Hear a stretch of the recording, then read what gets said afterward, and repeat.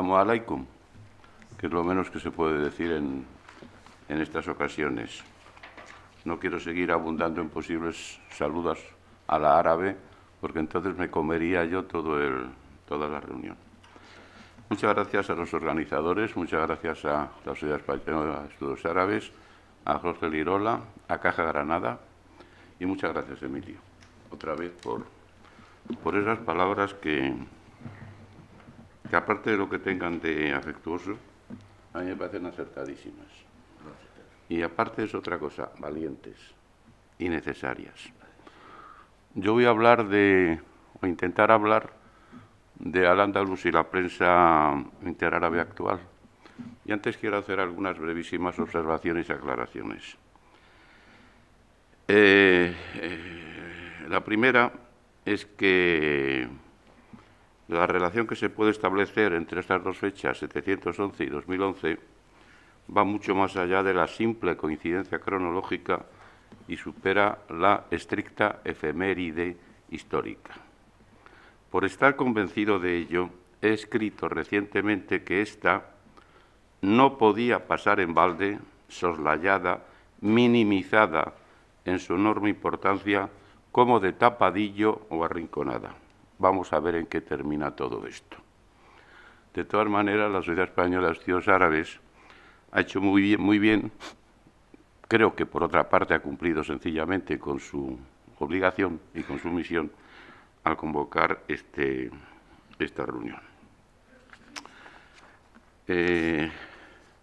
Yo desde hace mucho tiempo vengo manteniendo una postura, agradezco especialmente al profesor Molina López, lo que ha dicho de mi coherencia. Al menos yo quiero pasar no como un arabista, no, antes que como arabista, quiero pasar como un ser humano coherente. Eso es lo que me ha importado desde un principio. Y dentro de esa coherencia he mantenido siempre una postura, una opción, que no es solo científica e intelectual, diría más bien intelectual y científica, sino académica también, sino que es, ante todo, ética y vivencial. Y es no considerar pasado y presente como radicalmente alejados el uno del otro. En absoluto. Nunca lo he visto así. Y esa es la primera observación que quería hacer. Insisto en que no es solo una opción intelectual, científica y académica, sino que es ante todo una posición ética y humana, vivencial. En segundo, ¿qué quiero decir con lo de prensa interárabe actual? Pues brevemente lo explico. Por prensa interárabe quiero decir que la que a mí me ocupa, aparte de otra, naturalmente, pero la que me ocupa sobre todo desde hace muchos años consultar y tener en cuenta es la escrita en lengua árabe y que se ocupa y que se interesa por el conjunto del mundo árabe. Es decir, no aquella prensa que es exclusivamente o casi exclusivamente local. La prensa marroquí, la prensa egipcia, la prensa tunecina, etcétera, etcétera, etcétera. Con esto pasa un poco como cuando se habla de lo árabe en términos genéricos, que tenemos y aplicamos lo árabe a aquello que es estrictamente local en la mayoría de los casos. Insisto. Por eso, tratando de expresarlo de alguna manera, digo interárabe, y lo vengo diciendo desde hace bastante tiempo, y creo que está justificado. Uno puede hacer una prueba muy sencilla, es cogerse cualquier periódico de cualquier país árabe, del que sea, y compararlo con otro de esos que representan lo que yo llamo prensa interárabe. El contenido es radicalmente diferente, por el propio objeto de atención. Actual. Para esta contribución me he marcado unas fechas muy precisas para esta contribución. Mediados de 2010, mediados de 2011. Aproximadamente un intenta ser metodológico, porque dicen que la metodología es necesaria para la ciencia. Yo no la acabo de ver tan necesaria, pero en fin, son apreciaciones personales. Mediados de 2010, mediados de 2011. Me interesaba, por una parte, ver lo que podía llamar el presentimiento del acontecimiento y el sentimiento del acontecimiento, la víspera y el mediodía. Estos son unas observaciones necesarias. No les oculto que tengo que ir muy rápido, lo siento, y resumir mucho. No les oculto que me ha resultado bastante difícil encontrar un texto, sobre estos textos yo llevo trabajando muchísimos años, encontrar un texto que fuera representativo y sobre todo que me valiera para iniciar esta pequeña exposición. No solamente porque tuviera contenido, ideas, sino porque brindara alguna novedad y sobre todo abriera horizontes, que a mí es algo que desde el principio me ha importado mucho. Y lo he encontrado, podían haber sido otros, pero lo he encontrado en un artículo bastante reciente de un intelectual bahrainí.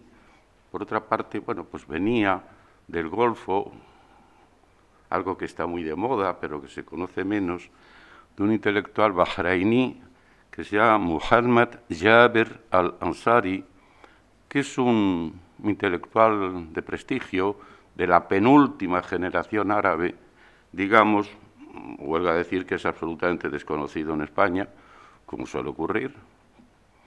En estos temas todavía andamos con las generaciones bastante anteriores, pero en fin, se remediará con el tiempo, y es un asiduo colaborador de prensa.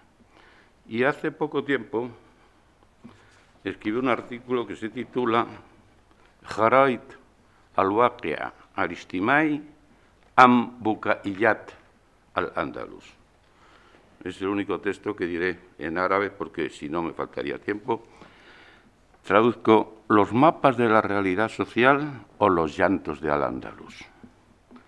Afirma en él el autor que el pensamiento árabe necesita introducir y poner en práctica análisis críticos con un sentido histórico realista, renunciando a las visiones de tendencia romántica.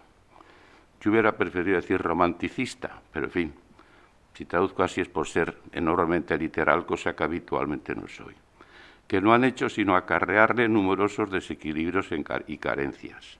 En esa línea, considera que a causa de la inflación de lo que con ironía llama las andaluzadas, al andalusiyat, y al olvido de la temática social, al istimaiyat, y cito ahora textualmente, el árabe ha venido a ser como el caminante que va a oscuras, que no puede divisar las estrellas lejanas ni reparar en las peligrosas zanjas que obstaculizan su camino, en las que puede caer y en las que de hecho cae numerosas veces.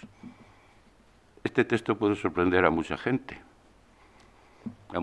que los árabes quizá piensan ellos que genéticamente son incambiables y están absolutamente al margen de toda realidad.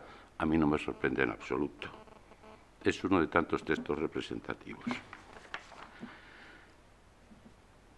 Aparte de ello, quería hacer dos observaciones y desde el principio resaltar dos características que yo creo que están muy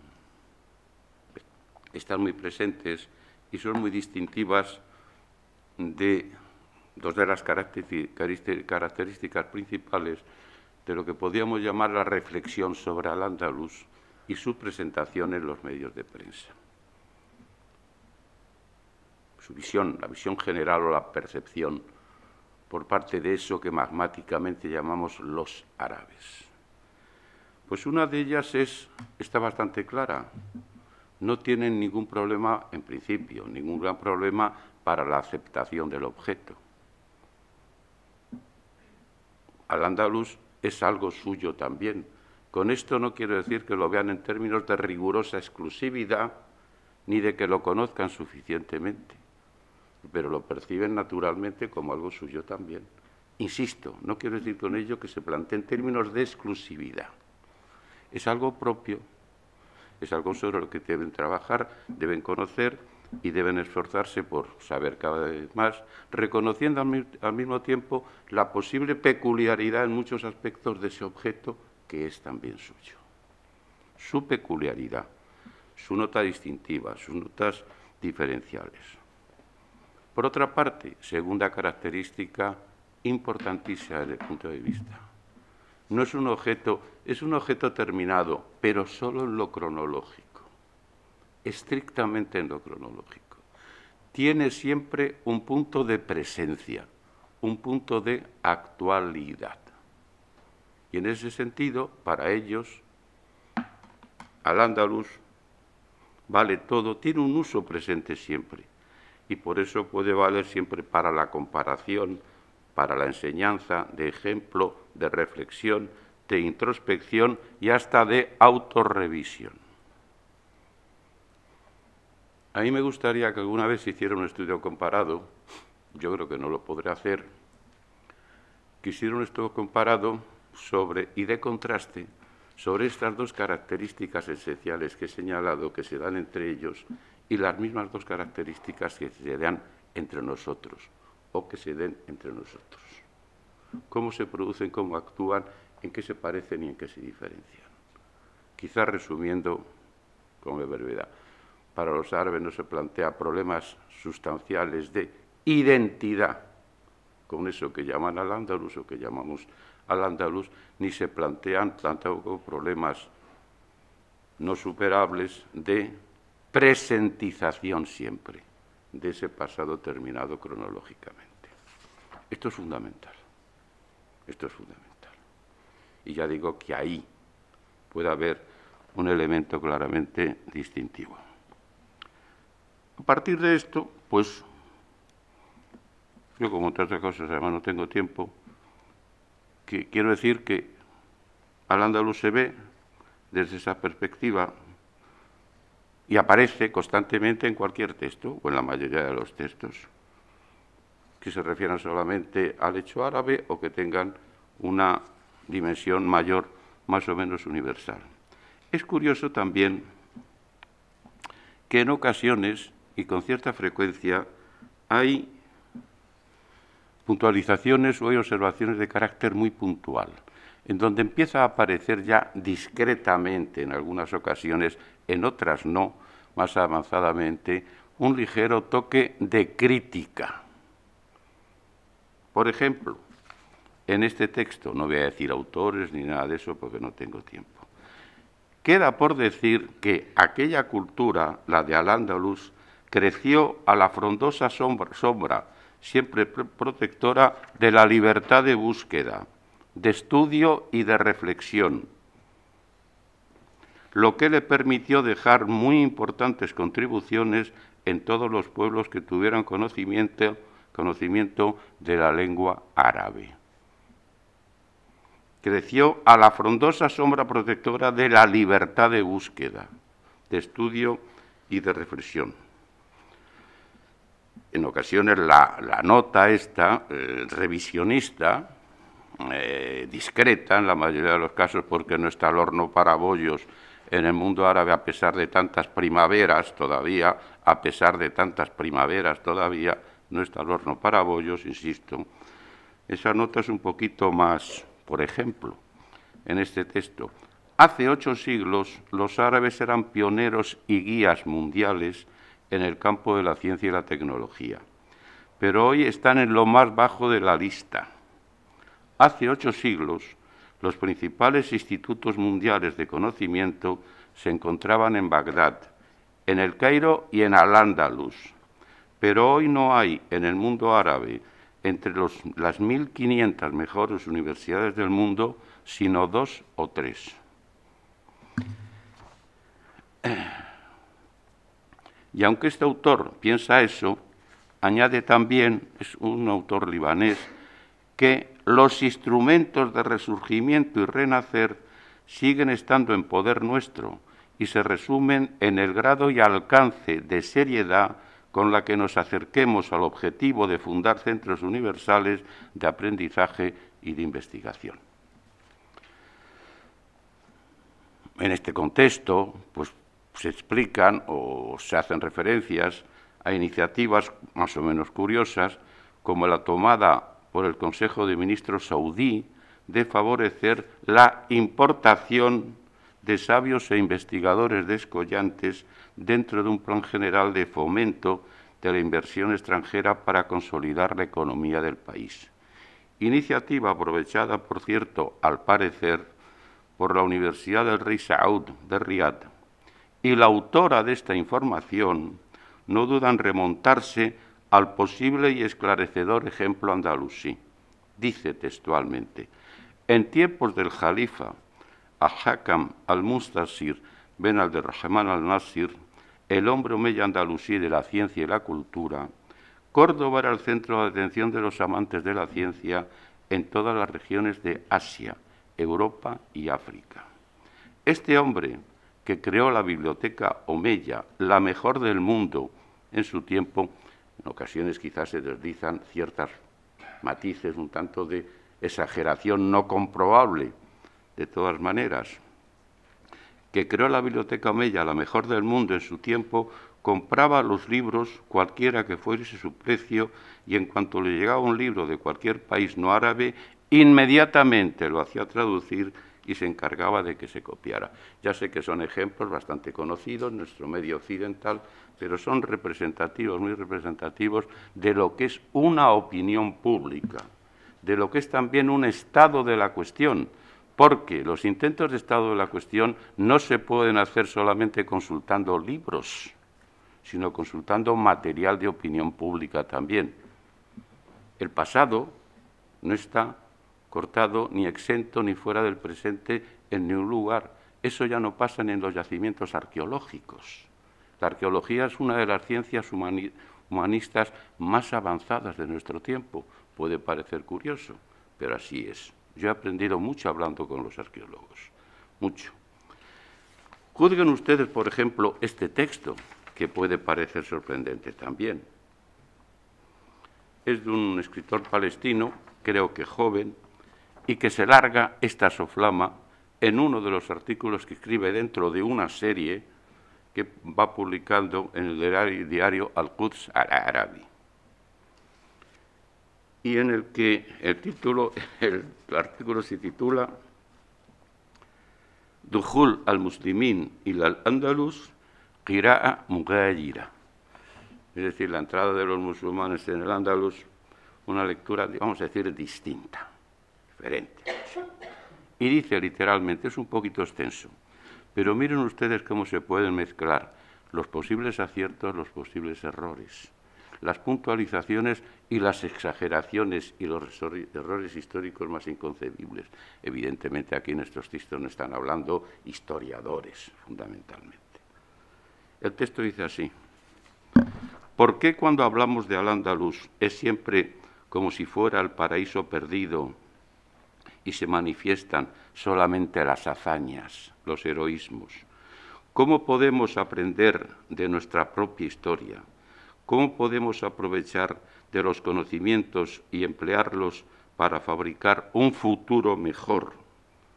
Olvidamos las vilezas, la mezquindad y las traiciones que fueron juntas también desde la entrada de Tariq Ben Ziyad al-Ándalus el año 92, de la Égira 712, Sikh, de la era cristiana hasta la salida de ella del último rey de los árabes, Abdal al-Saghir, el año 1492. Porque, imaginen ustedes el párrafo que viene ahora, atentos. ¿Por qué actuaron los tribunales de la Inquisición para cristianizar a los árabes en España desde la caída de Granada el año 1492 y hasta la promulgación de la Orden de Felipe III al expulsarlos definitivamente de España en el año 1618? También sí. A pesar de que ellos proclamaban y se declaraban y se aferraban a que eran cristianos. Atentos. En la violencia de esos tribunales contra los musulmanes, los judíos y en ocasiones contra los cristianos, había un estímulo de mostrar un signo para separar la religión del Estado y empujar a monjes y clérigos a los conventos y las iglesias. Iglesias, para que eso fuese comienzo del establecimiento de la democracia de las instituciones en Occidente y del surgimiento de los brotes de la modernidad occidental y, si queremos ser más precisos, del comienzo de la secularización. Imagínense ustedes, en 15 líneas, la cantidad de aciertos y de desatinos que se pueden mezclar. En 15 líneas. La visión de la expulsión de los moriscos puede ser interpretada también como un estímulo para intentar separar la Iglesia del Estado en la España del siglo XVII, y de comienzo de la democracia en Occidente. ¿A qué perversiones se llega en absoluto por la mezcla de tiempos, de espacios, de desconocimiento de la historia, de primaveras, de inviernos, de futuros, de otoños? La verdad es que el lenguaje político contribuye bastante a ello, dicho aparte y sin que nadie se moleste, y que se moleste, si se molesta, ¿qué le vamos a hacer? Bueno, tengo que ir terminando, pero no, esto lo voy a hacer después. Hemos citado a los moriscos, tengo que saltar muchísimo. Por ejemplo, no puedo referirme a que auténticos iconos, como se dice ahora, símbolos de todo esto son los grandes personajes egregios de la historia. Y entre esos grandes personajes egregios de la historia árabe, siempre son 5, 6, 7 como mucho, aparecen inevitablemente siempre, yo lo he dicho en más de una ocasión, 2 andalusíes y un semi-andalusí. Los 2 andalusíes, y los voy a decir por orden de preferencia y de importancia, son Averroes, Ibn Rushd e Ibn Arabi. Y el semi-andalusí es Ibn Khaldún. El pensamiento árabe contemporáneo desde hace mucho tiempo no se puede interpretar suficientemente sin aceptar y reconocer la presencia masiva y la influencia capital en su desarrollo de 3 grandes personajes, de 3 iconos, de 3 representantes máximos, y dichos por orden jerárquico de presencia, al menos cuantitativa: Ibn Rushd, Ibn Khaldún e Ibn Arabi. Sencillamente así. Junto a ellos se unen 3 o 4 mashriquíes, ya lo sé, pero siempre están presentes estos andalusíes.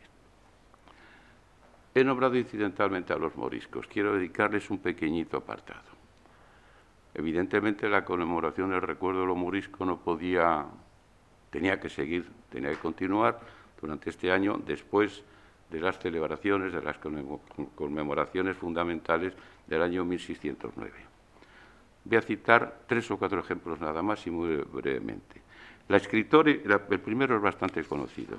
La escritora y profesora egipcia Radwa Ashur dedicó al tema una trilogía que, desde el momento de la aparición de su primer volumen, ha venido siempre siendo amplia y elogiosamente comentada, estudiada y difundida también en medios españoles, entre otras por la profesora Clara Tomás de Sevilla, que está aquí.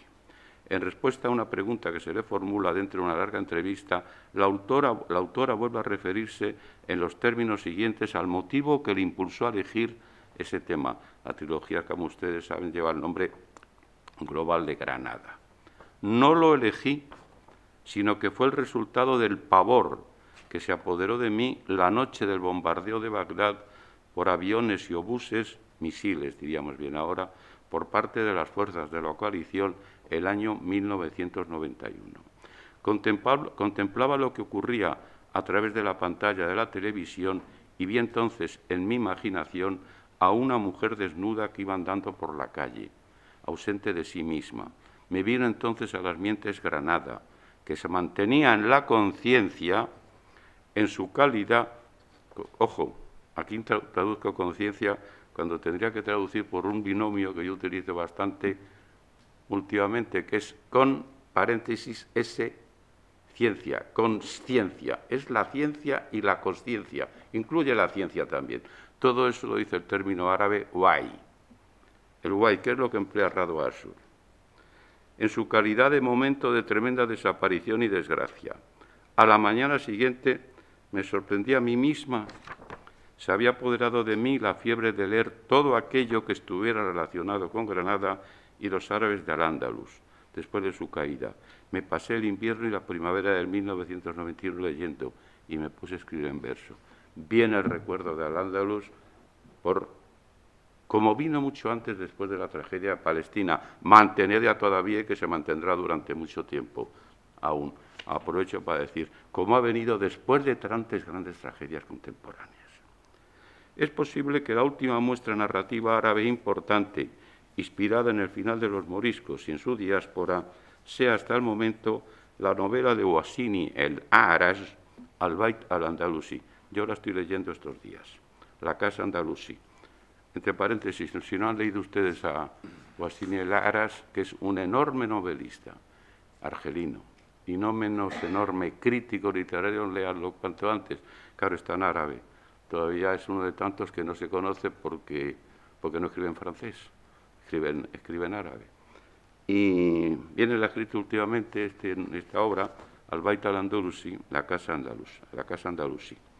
No es la primera vez, sin embargo, que este profesor universitario y gran escritor argelino, lamentablemente casi desconocido del todo todavía en España, yo publiqué hace varios años un artículo sobre él y una novela concretamente que se titula Narrativa en lengua árabe en Argelia, lo publiqué hace 15 o 20 años en una revista que no consulta a nadie.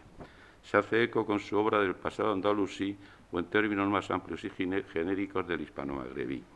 Él mismo ha declarado recientemente que insertó la historia andalusí en sus textos, cito textualmente, por la fe que tengo, li imani, en que es una parte de la identidad cultural de los países del Magreb árabe y en concreto de Marruecos y de Argelia.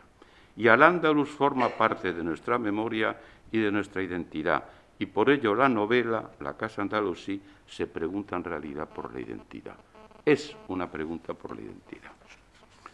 Efectivamente, el autor va desgranando en esta secular saga familiar una especie de inventario detallado, el término que utiliza en árabe, sard, del largo y profundo trasterramiento, el término que utiliza en árabe es gurba, hispanoárabe. La mansión andalusí es la protagonista primera, indiscutible y permanente del relato. La vasta morada que en sucesivas generaciones van habitando y pasándose unos a otros. No posee solamente por ello una dimensión física y material, sino que es también inmaterial, psíquica, emotiva, espiritual. Estamos, como viene siendo habitual en el autor, ante un texto complejo y encabalgado, murakkab, dice él, más que por su contenido, por su estructura constructiva y estilística expresiva. La novela representa sin duda una profunda inmersión en la memoria, taladra el imaginario, pero no solo con una dimensión individual o familiar personal, sino nacional también, porque esa casa andalusí, ese Bayt andalusí, va haciéndose también al tiempo el reflejo, enecas, dice, de la historia del país, es decir, de la propia Argelia. Aprovecho para mencionar de pasada que el motivo de la casa de tradición andalusí, como elemento distintivo de la geografía urbana magrebí, Túnez, Argelia, Marruecos, pero en proceso ya de abandono, de deterioro y de desaparición por la introducción de los grandes bloques de acero, de cemento, como ellos mismos dicen, constituye asimismo el argumento de un sugerente relato de otro escritor magrebí. Y aunque se trata de una muestra de menor entidad, menos ambiciosa, no deja de ser a su vez otro ejemplo pertinente de recorrido urbano, tratando de recuperar una memoria que se va desvaneciendo inexorablemente. La escenografía artística no tiene por qué ser monumental, arquitectónica, puede ser también escultórica. Vean ustedes vean ustedes este minicuento o microcuento, como yo he traducido desde hace bastantes años el término árabe, qissa qasira jiddan, que se utiliza mucho, minicuento o microcuento, mucha gente lo ha olvidado. Pero en fin, en este caso de este microcuento, que es un relato absolutamente minimalista, término que a mí no me gusta, pero como está de moda hay que decirlo, titulado Morisco, de otro autor, Said Ali, muy joven. Es este texto, dice lo siguiente.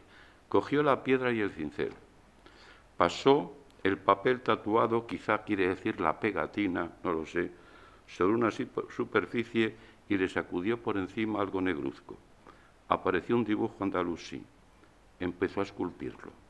Recordó entonces que Granada seguía viviendo ante él, entre sus manos. Este es el texto, titulado Morisqui. En realidad, los testimonios aquí seleccionados constituyen tan solo algunas pocas muestras de una producción mucho más abundante de la que algún otro título también significativo ha empezado a ser conocido recientemente en medios españoles, entre ellos un texto de un novelista tunecino publicado recientemente por la editorial Cantarabia, que también ha pasado completamente inadvertido. El tercer testimonio literario que selecciono e incluyo en este apartado es poético y se debe a otra figura bastante destacada del panorama árabe actual, aunque no sea tampoco, como tantos otros, conocido en medios españoles, el poeta iraquí Hamid Said. Yo también escribí sobre él hace bastantes años. Se trata de dos poemas sucesivos, desconozco si el autor ha continuado la serie, titulados respectivamente Al-Morisqui, el Morisco, fechado el 15 de junio de 2010, y Minaurak, Al-Morisqui, de los papeles del Morisco, que lleva fecha del 16 de agosto del mismo año. El hilo doloroso que une pasado y presente es en ambos casos la angustiosa experiencia del destierro, que acerca por encima de tiempos y de espacios a los dos personajes sin rumbo. Se marca, sin embargo, una notable diferencia entre ambas situaciones existenciales. Aunque el poema El Morisco, es una mímesis del andalusí expulsado de su casa, de su morada, dice Bait y Dar, por eso traducido casa y morada, y de su patria, Watan, el poeta iraquí es consciente de su diferente situación personal y dice: yo abandoné Bagdad, pero Bagdad no me abandonó a mí. Por eso no estoy lejos de ella, no he hecho de mi residencia fuera de la patria un drama, ni está irritada conmigo. Para los otros sí fue un drama. Los dos se han quedado sin lengua. El poema parte de esta: he perdido mi lengua. Y todo un intento de recuperación de la lengua. Los dos se han quedado sin lengua, pero el perseguido de hoy alberga la esperanza de poder recuperarla y, cito textualmente, de escribir con ella lo que sé, lo que será, y tal vez se me vuelva a abrir la puerta y vuelvan a saludarme el agua, los huertos y las aldeas. Hay muchas gentes para los que se cerró la puerta hace mucho tiempo y no volverán a saludarlos, ni volvieron nunca a saludarlos, ni el agua, ni los huertos, ni las aldeas, naturalmente fueron los moriscos. Aunque también a él haya preguntado el funcionario modelado del barro de los tribunales de la Inquisición, ¿quién es este que lleva en su piel otro al-Ándalus? Bien, termino.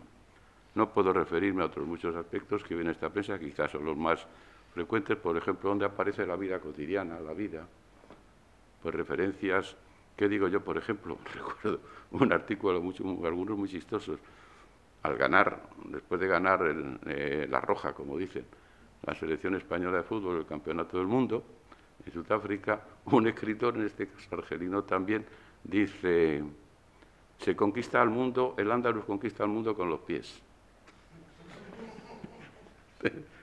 Es curiosísimo.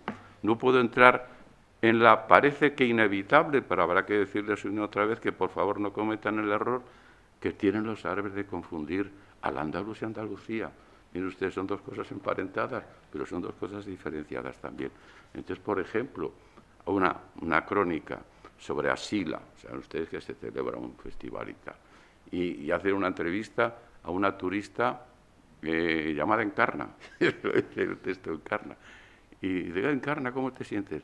Dice: me siento muy bien, porque aquí estoy como si estuvieran al Andaluz. Evidentemente ha debido decir Andalucía, han traducido por al Andaluz. Es decir, cosas y cosas y cosas que aparecen, que son chistosas y hasta sorprendentes.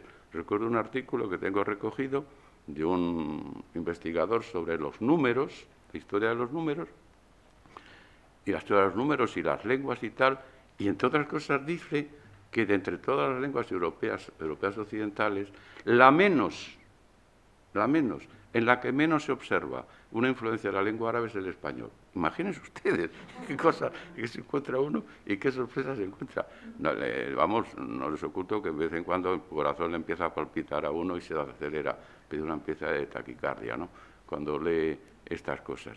Y en esa confusión entre el andaluz y Andalucía, ayer concretamente, viniendo en el tren, estaba yo leyendo, mejor dicho así, no así, pasando, leyendo un periódico árabe, allá de hace 1 o 2 días, y me encuentro un artículo de un exiliado egipcio desde hace muchos años, Ali Shauk, que creo que vive Yo procuro citar a gente menos conocida, para que si al menos vayan corriendo sus nombres, y si no siempre ceñirme a los 6 o 7 del turno, que ya está bien, ¿no? Ya, esos son los que se nombran siempre, conviene conocer a otros. Y el título era sobre la música y tal, y decía que había estado leyendo el viejo libro de Julián Rivera sobre la música en el mundo árabe, y era el andaluz, que se había encontrado aquel fragmento en que estudia el texto este, por cierto, luego, un romance, un texto muy estudiado también por don Luis Eco de Lucena, sobre Calvi Oravi, y al final lo pone en relación con las Tres Morillas, musicación de Lorca y la copla popular. Eso digo, identificando la asociación, la igualdad que establecen entre el andaluz y Andalucía. Habrá que decirles que ya está bien, que la Junta de Andalucía no es Hukumat al-Andalus, por ejemplo, como traduce siempre, quiero decir. Bueno, y dice este hombre que traduce lo de las Tres Morillas me enamoran en Jaén, y dice Zarazu Andalusiyat. Bueno, las Tres Morillas lo traduce por Zarazu Andalusiyat, 3 Andalusíes. Bueno, tengo que terminar. No quiero terminar sin leer, y termino inmediatamente, Emilio, gracias por si me he cedido un poco.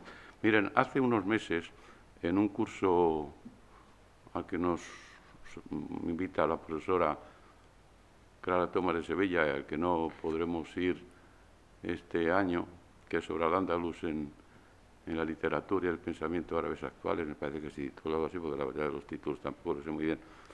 En el trabajo de curso, que la profesora Carmen Ruiz Bravo y yo solemos solicitar al final para la evaluación, un chico de los que seguía, creo que es argelino, nos entregó un trabajo y empezaba de esta manera el texto. Dice: la posición que ocupa al-Ándalus en el imaginario árabe se remonta en muchos aspectos al valor literario y artístico de la época andalusí en la historia islámica. Pues en al-Ándalus surgieron personajes eminentes en las diversas artes y ciencias que ejercieron en el pensamiento islámico una influencia tan larga, muy larga y extensa, que quizá supere en varias facetas la que dejaron los pensadores del Oriente Islámico. Es un estudiante que inscrito en un curso de doctorado. Creo que el curso de doctorado, a lo mejor me equivoco, Clara, porque yo tampoco me entero muy bien. Porque Ibn Rushd, Ibn Khaldun, Ibn Arabi e Ibn Hazm, al-Shatibi, aprovecho, se me había olvidado para decir que el imam al-Shatibi es uno de los personajes muy revalorizados desde hace unos cuantos años en el pensamiento islámico contemporáneo, y en más de un sitio se le considera nada más y nada menos que fundador de Ilm al-Maqasid, según dicen. No sé todavía exactamente cómo traducir eso, no se lo oculto. Bueno, fueron algunos de los muchos sabios musulmanes que participaron en la formación del pensamiento islámico en su pleno significado. Más aún, no exageramos al decir que estas participaciones suyas constituyeron una etapa muy importante de la historia universal del conocimiento en su totalidad. Empezaba así e inmediatamente añadía: pero basta este influjo para explicar esa emocionada nostalgia existencial. Traduzco así un término único en árabe, al-Janin, esa emocionada nostalgia existencial de al-Ándalus. El chico seguía luego con su explicación personal. Pues efectivamente, si alguna vez queremos tratar de entablar un diálogo, creo que es absolutamente necesario, pero yo no sé si algún día se llegará a establecer un auténtico diálogo constructivo, crítico y sin concesiones ni retóricas, con la otra parte a la que también interesa el andaluz y a la que también le preocupa el andaluz, que son, genéricamente digo, los árabes, aparte de la dimensión universal que Al-Ándalus tiene, sin duda alguna, tendremos que tener en cuenta que se trata de un sentimiento absolutamente complejo. Intelectual, por una parte, que se cifra en esos grandes nombres, en esos grandes iconos, y luego en la permanencia habrá que explicarse por qué, de ese Hanin al que se refería este chico. Y para terminar definitivamente, y como estamos en Granada, voy a leer un breve párrafo, la introducción de un muy buen narrador egipcio, Aizat al-Kamhawi, uno de los escritores críticos más importantes también, visitó Sevilla hace unos cuantos años cuando los invitasteis a estos, en un artículo publicado relativamente de bastante tiempo que se titula Ma'ana Garnata, el significado de Granada, significado sentido de Granada, y que es en realidad un comentario del manuscrito carmesí de Antonio Gala. Pero antes de entrar en el comentario del libro dice exactamente esto. El árabe vuelve de Granada y puede escribir o no escribir, pero no saldrá de la visita sin tener que llevar con él esa cosa casi inefable que no es ni la tristeza, ni la aflicción, ni la alegría, ni el éxtasis, ni el disgusto, ni el dolor, ni la desesperación, porque es un sentimiento compuesto de todo esto. No hay una palabra única para describir todo lo que siente el árabe que visita esta ciudad. Puede, pues, al volver, permanecer en silencio o tener el valor de escribir. Después de tanto, no hay una palabra única. Es algo inefable. No es por ponerme una pluma. Yo y otras muchas gentes hemos dicho esto desde hace mucho tiempo. Es algo absolutamente inefable. Yo con esta contribución no he intentado nada más que ofrecer, a partir de los textos que he manejado y que había que poner en cotejo con otros muchos, pues en esa enorme galería, en ese enorme museo, en esa enorme galería de cuadros que sería Al-Ándalus, poner uno de tantos cuadros más. Que vayan los visitantes, que lo vean y que si alguna vez les parece oportuno traten de hablar entre ellos para explicarse la maravilla de esos objetos que se exhiben. Nada más, gracias.